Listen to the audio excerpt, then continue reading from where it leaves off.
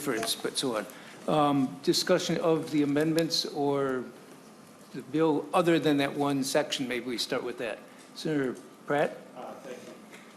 Thank you, Mr. Chair. I was wondering if the authors could comment on the amendment. Sure.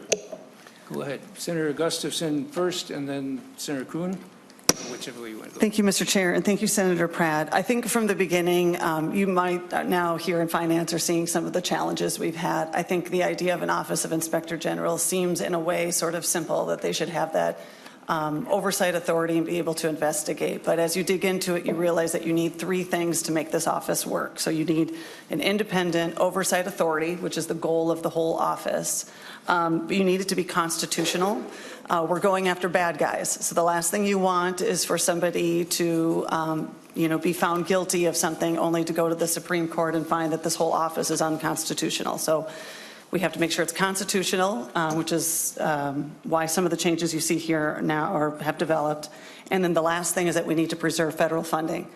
So again, all three of those things have to happen at the same time for this to be set up the right way. And so that has taken, a tremendous amount of word crafting, and that's why we have had several of these Tuesday night meetings to make sure that we get it right.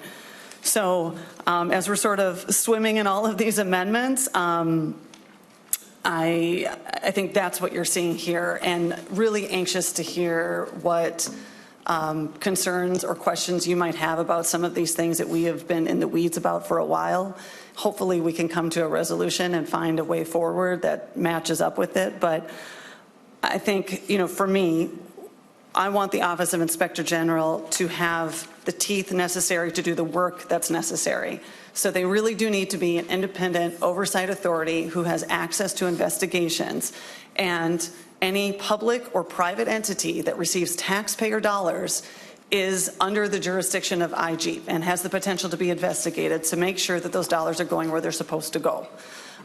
So that's where I'm at, but I'm also very conscious of the fact it needs to be constitutional, and we need to preserve that federal funding. For those who don't know, and we can have counsel explain it more, the federal government requires that every Department of Health in every state has to have an internal embedded IG or auditor that will monitor the federal dollars going in and out, specifically Medicaid. And if you don't have that, you're out of compliance with the federal government and you could lose federal funding. So that is where some of these words are getting tricky, and why we need to make sure that this is set up the right way. And then Senator Kuhn.